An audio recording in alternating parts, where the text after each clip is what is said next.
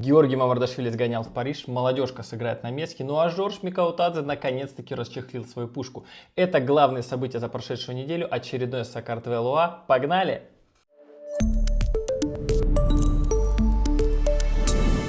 Начинаем, как всегда, с новостей, ну и самое последнее, самое жаркое, горячее, как грузинский пури утром в Тбилиси, это новость про золотой мяч. Вы наверняка смотрели церемонию, там был один даже грузинский футболист, сможете ли назвать кто? Да, это Георгий Мамардашвили, который приехал туда со своей женой и с Сабой, из Геотим. Я уверен, что будет очередной классный влог с этого события.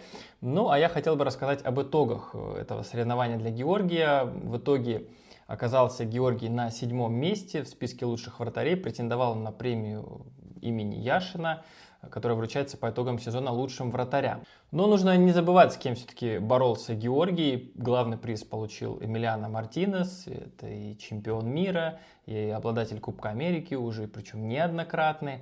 Ну, а там, если посмотреть вообще на весь рейтинг, посмотрите, кто выше. Унай Симон, чемпион Европы. Еще один чемпион Европы — это Доннарума. Да, есть футболисты, может быть, которые так много титулов не брали. Ян Зоммер, ну, я думаю, тоже не нуждается в представлении. Майк Миньян, ну, может быть, да, не в таком он играет, прямо, скажем, топовом клубе, хотя сейчас фанаты Милана могут зайти в комментарии. И тем не менее, Милан — это все же не Валенсия, поэтому, ну, наверное, логично, да, что Мамардашвили все-таки не попал даже в топ-5. И знаете, как будто бы есть еще вот какой-то прогресс для развития, что когда Мамарда перейдет в Ливерпуль, ну почему бы не замахнуться вот на эту премию и не взять ее? Сейчас как бы Георгий приехал с семьей, с женой, осмотрелся, понял, что к чему, тем более он сказал, что это было его мечтой. Ну а теперь помечтали, посмотрели и работать, чтобы вот в следующий раз уже приезжать, претендуя на победу. Я верю, что у Георгия есть все шансы, поэтому давайте пока этот момент зафиксируем, что вот он первый раз там появился, а в следующий раз пусть уже вместе с Хвичей едут побеждать. Кстати, вот топ-10 вратарей, которые по итогам церемонии у нас сформировался. Вы можете посмотреть. Я еще забыл сказать про Андрея Лунина, который тоже все-таки победитель Лиги Чемпионов и чемпион Испании. Все-таки, наверное, тяжело бороться с такими мастодонтами, когда ты играешь за последнюю команду чемпионата Испании и за не самую последнюю сборную Европы. Но я верю, что все еще впереди и, повторюсь, ждем периода в Ливерпуле. Хвичи, наверное, пока далековато до первого места среди всех футболистов мира, но, тем не менее, потихонечку, шаг за шагом он к этому титулу, возможно, тоже приближается. И вот в эти выходные он получил очередную награду за звание лучшего игрока месяца. В этот раз лучший игрок сентября, 3 матча, 2 гола плюс 1 ассист, неплохие показатели. Наполи идет на первом месте, все прекрасно. Ну, а Конте, видимо, решил в этом матче немного Хвичу поберечь, выпустил его всего на 18 минут, у него там было каких-то 7 касаний мяча, поэтому уже когда мы будем здесь подробно разбирать действия игроков, я про Хвичу не скажу, вот, чтобы вы сразу знали. Но матч очень важный впереди у Наполи против Милана, и, конечно же, там Хвичу мы надеемся увидеть, это будет вот уже сегодня ночью, когда вы выпуск посмотрите. Вахтанг Салия едет в Англию. Прекрасная новость, которая появилась буквально вот, знаете, наверное, минут за 30 или, может быть, за час до записи этого выпуска. Я решил почитать немного про него, потому что информация о переходе была еще неделю назад. И вот буквально сейчас официальный сайт Ньюкасла об этом сообщил. Детали определенные есть, сумма трансфера не разглашается, но говорится о том, что Салия переедет в Англию в следующем году, когда ему исполнится 18 лет, сейчас ему 17. В этом году какого только опыта у него не было. Грузинский нападающий успел поиграть за Динамо Тбилиси и в юношеской лиге чемпионов, и в квалификации Лиги конференций, и, в общем-то, в чемпионате Грузии постоянно играет, и главное, что везде забивает. Это не может не радовать. Ну и в том релизе, который Ньюкасл опубликовал у себя на сайте, тоже восхищаются талантом Салия и надеются, что все-таки он принесет успех и будет играть хорошо в новой команде. Ну, когда это будет, мы пока не знаем, но вот интересно, для себя такой наметил соперничество Чаквитадзе или Салия. Кто быстрее окажется в АПЛ, совсем скоро узнаем. 15 ноября молодежная сборная Грузии сыграет на стадионе имени Месхи против сборной Хорватии. Это будет такой стык, плей-офф за попадание на молодежный чемпионат Европы, который пройдет в 2025 году. Ну что же, про шансы говорить, наверное, пока не будем. Такой полноценное превью мы сделаем чуть-чуть попозже, уже ближе к игре. Я немного говорил о том, как хорваты, как грузины попадали вообще в этот плей-офф. Ну, наверное, стоит заметить, что сборная Хорватии уже 5 раз участвовала в финальных турнирах чемпионата Европы молодежного. Трижды пробивалась подряд вот в последние разы. Конечно, будет непросто. А вот для Грузии прошлый молодежный турнир был дебютным, и там чуть не добрались до полуфинала, но я напомню, что все-таки это был домашний турнир, и вот так своим ходом, скажем, Грузия еще не пробивалась на подобные турниры, поэтому с нетерпением ждем. Ну, кстати, если говорить еще про сборные, то женская сборная Грузии тоже имела шансы побороться за чемпионат Европы, но уже не молодежные, а взрослые. Там тоже сейчас, знаете, схема отбора поменялась, есть такой формат, похожий на Лигу наций.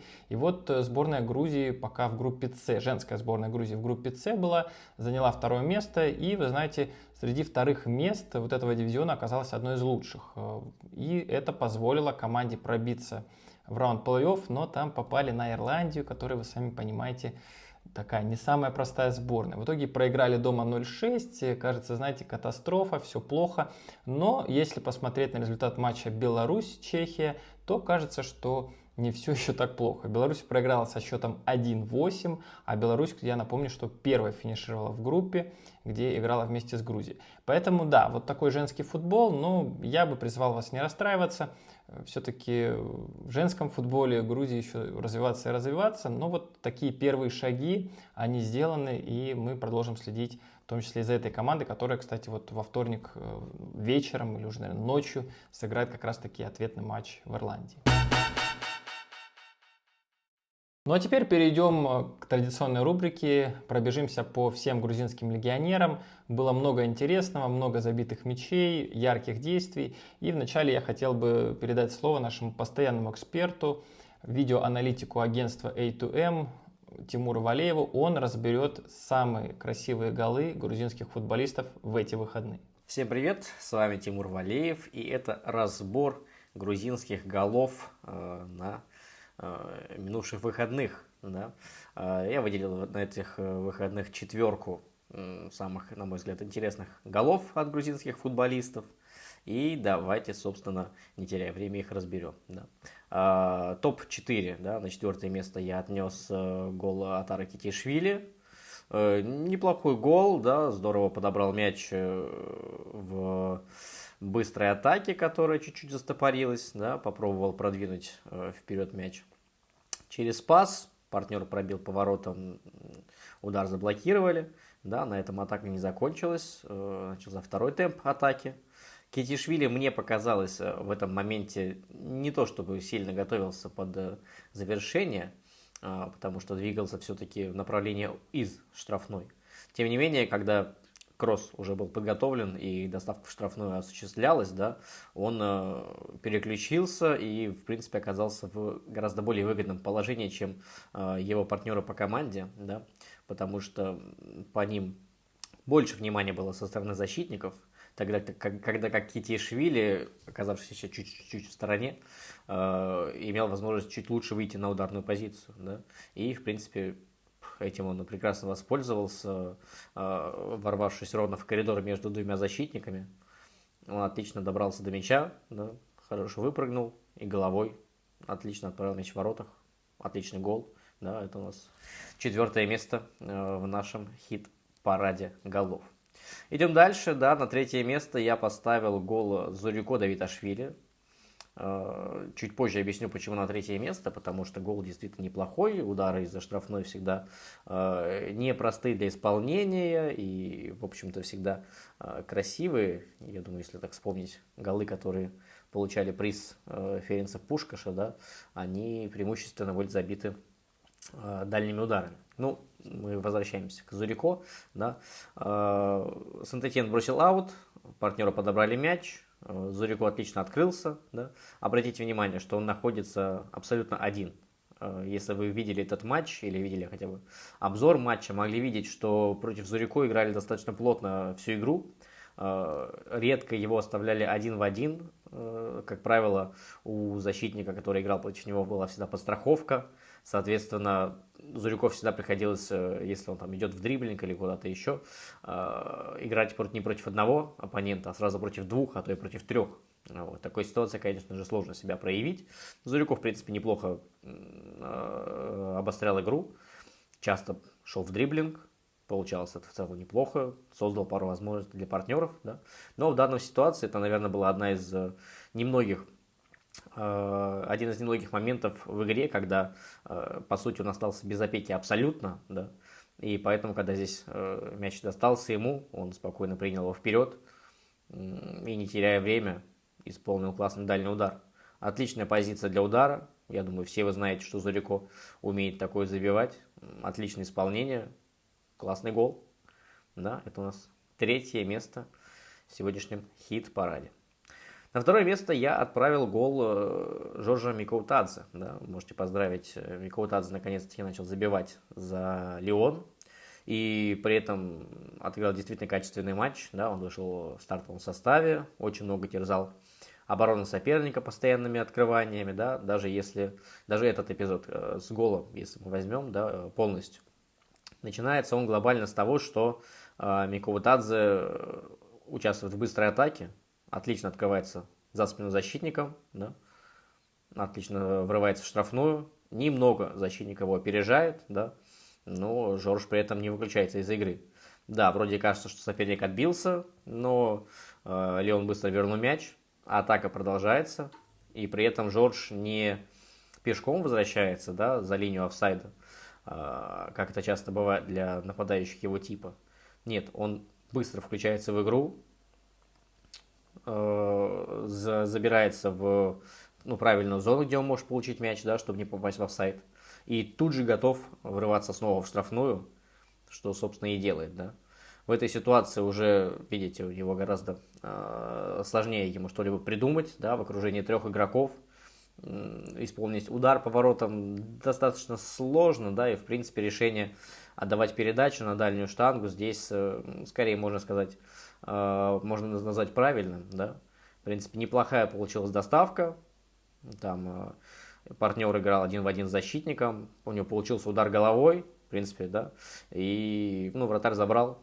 То есть удар не был сложным, да, вратарь забрал этот мяч. Именно поэтому быстро вбросил вперед, начав атаку своей команды, да. Но повезло, что быстро ли он опять-таки вернул. Может быть, здесь соперник их поторопился с вводом мяча и началом своей атаки. Да? Это больше сыграло на руку Леону. Обращаем внимание здесь опять же на позицию Микоутадзе. Жорж располагается в слепой зоне для крайнего защитника. Да? По сути, никто здесь его не видит в данной ситуации. Мяч, тем не менее, уже на фланге, готовится доставка в штрафную. Да? И Микоутадзе отлично это считывает. Здесь он показывает рукой, что можно сыграть на партнера, отскочившего за штрафную, да, откуда доставка может на дальнюю штангу быть наиболее опасной. Так это и происходит. Да, Микоутадзе отлично читает ситуацию, отлично считывает тайминг необходимого движения. Все так же остается в слепой зоне и отлично пользуется тем, что крайний защитник совершенно выключен из игры и даже не удосужился проверить, где там соперник. Да. Своевременно добирается до мяча и головой исполняет отличный удар в обход вратаря. Прекрасное исполнение, прекрасное открывание. То есть здесь и движение без мяча, и исполнение просто потрясающее. Да? Именно поэтому я гол Микоутадзе все-таки поставлю на 2-е место, потому что техника исполнения этого гола гораздо более сложная, чем у того же Зурико Давидашвили. Да. Тем не менее, гол Микоутадзе это не 1-е место, потому что под наибольшим впечатлением я остался от гола Кочерашвили. Да? Его Леванте играл против Гранады. Это был важный матч с точки зрения турнирного значения, да? Потому что и Гранада, и Леванте борются за выход в премьеру. Тем важнее, что Кочерашвили отлично исполнил этот гол. Да? Гол был забит со стандарта. быстро Леванте разыграли мяч за счет грамотного открывания Кочарашвили, да. Не успели, вот игроки Леванте буквально на секунду, на 2, может быть, да, оказались в замешательстве, не успели среагировать на это открывание, и этого оказалось достаточно, чтобы Кочарашвили исполнил этот гол. Своевременное открывание, еще раз, да, проговорю, отличное исполнение. Сейчас дальше мы посмотрим, как технически это было исполнено, потому что именно технический момент в данной ситуации для меня производит неизгладимое впечатление. Да? Я, в принципе, высоко оцениваю Кочарашвили как игрока. Я считаю, наверное, в сборной Грузии его одним из самых техничных игроков. Да? Именно техничных. Да? Я говорю сейчас не в целом про эффективность, а чисто про технику, которой владеет игрок. Еще раз смотрим. Да? Своевременное открывание Кочарашвили. Защитники Гранады лишь в последний момент увидели, что, по сути, Кочарашвили, который изначально располагался в зоне подбора, активно участвует в эпизоде, да, и идет на это открывание. Смотрим, да, прием мяча, буквально одним касанием остановил мяч на земле, ровно там, где ему нужно, да. Вторым он ушел в сторону, и третьим забил точно в ближний угол, да, низом, такой удар в противоход вратарю вытащить практически нереально. Это просто топовое исполнение, и я, честно, когда увидел первый раз этот гол, я не поверил своим глазам, что чисто технически Кочарашвили настолько чисто, настолько качественно исполнил этот эпизод. Да. И вы видите, что игроки Гранады вроде бы уже помчались со всех ног спасать положение, но в окружении стольких игроков, да, Кочарашвили все равно исполнил и запустил мяч в ворота. Это потрясающее исполнение. Это, поэтому для меня этот гол однозначный топ-1, да, и лидер нашего хит-парада. Поэтому никаких сомнений. Это был наш хит-парад голов грузинских футболистов за минувшие выходные. Оставайтесь с нами, подписывайтесь на канал Саши Груднева, да, и до новых встреч. Пока-пока. Да, большое спасибо Тимуру за столь подробный разбор. Я, наверное, уже про этих футболистов что-то отдельно говорить не буду. Лишь скажу, что Жорж и Зурико, они попали в символическую сборную тура Лиги 1. И вообще, когда такое было, 2 грузина в символической сборной. Посмотрите, вот полностью состав этой сборной. Солидно, круто. Ну и вообще, знаете, мне показалось, что Сент-Этьен просто не знал, что делать с мячом. И, не знаю, вряд ли, конечно, тренер давал такую установку, но такое ощущение, что футболисты просто отдавали его Зурико и говорили: давай, бей. И вот так вот матч и продолжался. Ну что ж, получилось дважды забить, один раз с пенальти. Я, кстати, подробно игру Зурико разбирал, можете вот в этом видео посмотреть. Что касается Микаутадзе, я видел первый момент, когда зарабатывался этот пенальти, Жорж его сам заработал, были какие-то долгие разборки, а Жорж стоял у мяча. И вот такое ощущение, что думал, как же ему пробить, как это сделать, как переиграть вратаря, в итоге забил. Ну и вообще, вот знаете, такое ощущение, что этот мяч снял напряжение. И я думаю, что с таким солидным нападением в составе Лиона очень непросто было Жоржу, но вот 2 забитых мяча, я надеюсь, что это ему сил придаст. И, наверное, здесь спасибо огромное Вилли Саньолю, который в Жоржа поверил и давал ему шансы, давал ему время постоянно в национальной сборной, хотя многие считали, что не стоит. Что же касается Китаишвили и Кочарашвили, ну здесь я скажу, что Китаишвили загадочным для меня образом в матче Лиги Чемпионов против Спортинга не играл, не получил вообще ни одной минуты. Не знаю, может быть, причиной была травма, но потом вышел в матче чемпионата против Ласка, опять сыграл изумительно, забил гол головой, ну вот Тимур про это рассказал. А Кочарашвили играл против своего соотечественника, так они перед игрой встретились, и Георгий Цитаишвили тоже вышел в старте, но там, знаете, все-таки Леванте был сильнее, и Кочора забил первый гол, потом еще и второй гол случился, в итоге Цитаишвили там в районе 20 касаний у него в первом тайме, и тренер его потом заменил. Но Кочора, он, как всегда, изумителен, и вообще статистика последних игр у него прекрасная. Надеюсь, что вот к матчам сборной он тоже подойдет в оптимальных кондициях, и, как всегда мы говорим, самое главное, без травм. Сказал я про приключения Георгия Мамардашвили во Франции, в Париже, но не только он ездил по европейским столицам, но и в футбол играл. В понедельник был такой любопытный матч против Лас-Пальмаса на своем поле. Лас-Пальмас заядлый, вообще захудалый аутсайдер, на дне таблицы там зависли, уже не знаю, когда они выигрывали. Не выигрывали они очень долго, в том числе и в Ла Лиге, разумеется. И вот на этот матч у них сменился тренер, и, знаете, Валенсия забила первой, как будто бы все шло как по плану, как по маслу. Но потом случились 3 гола, 1-3, потом там еще было удаление, если не ошибаюсь. И вот тут-то стало несладко, у Георгия очень плохая статистика по этому матчу, но там вообще вся команда, конечно, напортачила. В концовке уже сам Георгий побежал сравнивать счет, как это было в матче с Турцией, если помните, на Евро, но здесь тоже не сработало, к сожалению, ну, по крайней мере, больше Валенсия не пропустила. Ну и вот, видимо, после этого Рубен Бараха как-то поговорил с командой, как-то встряхнул всю команду. И в следующем матче с Хетафи, несмотря на то, что эта игра была выездной, Хетафи как будто бы посильнее, да, чем Лас-Пальмас, сумели забить. И потом сказали: Георгий, давай-ка ты сейчас будешь нас спасать. Георгий старался как мог, но, к сожалению, 1 гол все-таки Валенсия пропустила. Но здесь уже оценки неплохие у Георгия. И вот Саба в Геотим выложил вот такой потрясающий сейв вратаря. Действительно красивый эпизод. И в целом Георгий по-прежнему в порядке, поэтому продолжаем следить. Ну и о других футболистах давайте совсем коротко. Гурам Кашия сыграл в матче Лиги Чемпионов, сыграл опять неплохо, но, к сожалению, команда проиграла со счетом 0-2 Жироне. Но здесь ничего не поделаешь, все-таки Слован один из самых слабых клубов вообще в этом розыгрыше турнира. Атар Какабадзе и его Краковия разгромили команду Мотор со счетом 6-2. В принципе, Отар после возвращения из национальной сборной играет неплохо, можно сказать, даже прибавляет. Это мы видим и по оценкам, и по его статистике.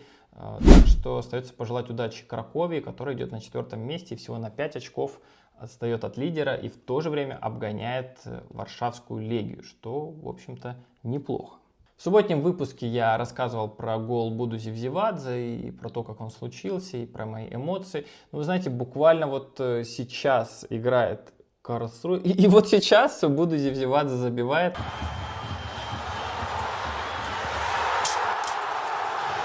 Вы представляете, в кубковом матче Буду никак не успокоится, забивает, забивает и забивает. Это прекрасно, но хочется верить, что и за национальную сборную он также будет отличаться, потому что все-таки вот этот матч против Албании, были у него шансы, но не все там получалось. Кстати, где вы были 24 сентября, вы помните?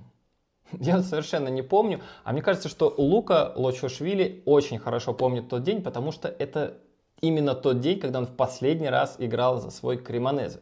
Я не знаю, что там с этим тренером, забыл он, что у него есть такой футболист, или, может быть, не знаю, хачапури он с ним не поделился, или еще что-то. Но вот не выходит Лочошвили. Это, конечно, очень грустная история для сборной Грузии, и мне кажется, вот в этих матчах октябрьских было видно, что практики Лочошвили не хватает. Но вот, к сожалению, опять и в эти выходные он не вышел, поэтому, знаете, мне хотелось бы обратиться к тренеру Кремонезе Евгенио Кортни. Рагаци, кекоса туфай. Может быть, кто-то переведет, донесет до него, и Лочошвили мы в следующем матче увидим. Давайте проверим. Кстати, та же ситуация у Иракли Азарови, который в донецком Шахтере тоже совсем не играет. Там тренер хорват, поэтому, наверное, я все-таки обойдусь без каких-то высказываний на сербском или на хорватском. А вот Лаша Адишария очень даже успешно играет в составе РФШ. Команда идет на 1-м месте чемпионата Латвии. И Лаша там что творит? Посмотрите на его статистику. 8 обводок и 8 удачных обводок. Но это ладно, это цифры. В принципе, как он еще играет, сколько получает игрового времени, постоянно отдает передачи, ассисты, забивает. В общем, я думаю, что можно только порадоваться. Сейчас Адишария выступает за молодежную сборную и, скорее всего, конечно, на ноябрьский матч отправится именно туда, бороться против неуступчивых хорватов, кстати. Вот, может быть, это такой хитрый план. Кстати, Азарови не играет, потому что тренер знает, что нужно помочь хорватам. Ладно, давайте не будем конспирацией заниматься. Гочалаишвили, его Копенгаген увезли очки с Брондбю, непростой выезд, хорошая статистика грузинского футболиста. На нем было много совершено фолов, поэтому тоже захотелось мне отметить этот момент. Георгий Чеквитадзе и его Уотфорд как-то их штормит, они то выигрывают, то проигрывают. Но, наверное, лучше проигрывать, чем одни ничьи играть, согласитесь. И вот на минувшей неделе проиграли сначала Лидсу 1-2, потом обыграли Блэкберн. Георгий какими-то результативными действиями не отметился, но сыграл в целом на своем уровне. И, наверное, знаете, главное событие — это даже не матч Георгия на минувшей неделе, а слухи, которые отправляют его в Вулверхэмптон. Но тренер говорит, что это наш ведущий игрок, зимой мы его никуда не отдадим. Но отдадут ли летом, давайте поживем увидим, как говорится.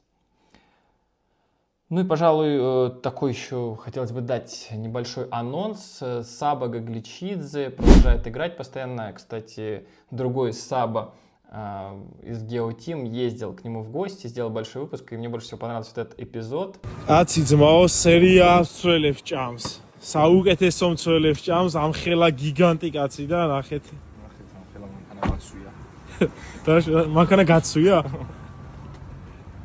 Про машину Гагличидзе выглядит она действительно очень забавно. Так вот, Саба постоянно играет, но вы знаете, такое ощущение, что качество его игры чуть-чуть падает, судя по оценкам. Но, опять же, это все цифры. Я думаю, что будет очень показательным матч против миланского Интера, который ожидает Сабу Гагличидзе на неделе. Я надеюсь, что тренер все-таки ему доверяет и выпустит со стартовых минут. Вот очень хочется посмотреть, как здесь проявит себя Саба. Напомню, что против Ювентуса Эмполи сыграл очень даже неплохо, смогли не пропустить и в итоге даже взять очки. Тот матч закончился со счетом 0-0. Кстати, другой Саба, Лабжанидзе, будет играть тоже против Интера, но из Майами. Если вы помните, в МЛС начался плей-офф и уже первый матч сыграли.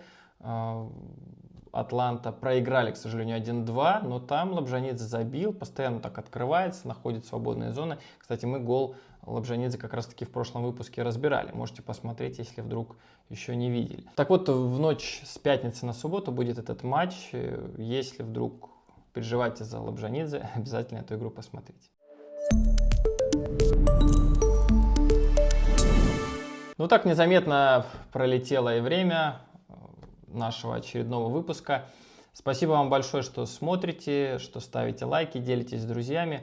Давайте сегодня мы выпьем, наверное, за молодого футболиста Вахтанга Салия, который наконец-таки перейдет в большой, солидный топ-клуб. Я надеюсь, что Ньюкасл не вылетит никуда. В принципе, знаете, слухи были, что они хотели и Хвичу Кварацхелию взять. Так пусть же все-таки у Салии все получится. Как написали вы сегодня в комментах, Ваха, за тебя. Но мы с вами увидимся совсем скоро. Далеко не уходите. Genia, Шентвис Кмери, Скаприс Боло, Кетелия, Шентанаван.